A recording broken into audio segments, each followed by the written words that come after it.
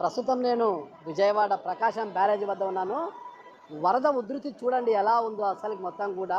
ఈరోజు 12,37,000 క్యూసెక్కులను దాటి 12,40,000 క్యూసెక్కులకు వరద చేరుకుని ఇప్పుడే అధికారులు కూడా చెప్తున్నారు.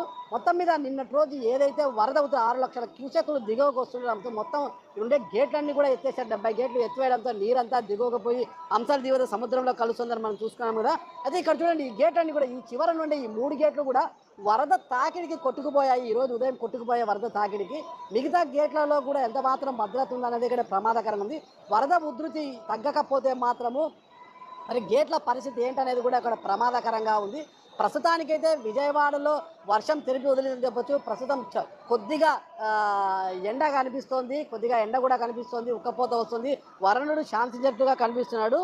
అయితే ఈ వరుణుడు శాంతించకుండా మరొకసారి ఉగ్రరూపం దాల్చి వరద మాత్రం పెరిగితే మాత్రము ఇక్కడ విజయవాడకు ప్రమాదం పొంచి ఉందని చెప్పవచ్చు. ఇప్పుడు సేఫ్టీ వాళ్ళు ఉండడంతో, రిటైనింగ్ వాళ్ళు ఉండడంతో కాసింత ప్రమాదం నుంచి తప్పించుకున్నప్పటికీ బుడమేరు వాగు పొంగి పొర్లుతుండడంతో విజయవాడ నగరంలో చాలా కాలనీలు కూడా నీటిమయం అయిపోయాయి.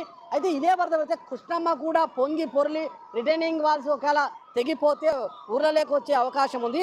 అయితే ఇప్పటికే ప్రత్యేక హెలికాప్టర్లో ఎన్డీఆర్ఎఫ్ బృందాలు కూడా గన్నవరం ఎయిర్పోర్ట్ చేరుకొని 100 మందికి పైగా ఎన్డీఆర్ఎఫ్ బృందాలు ఇప్పుడే విజయవాడ చేరుకున్నాయి.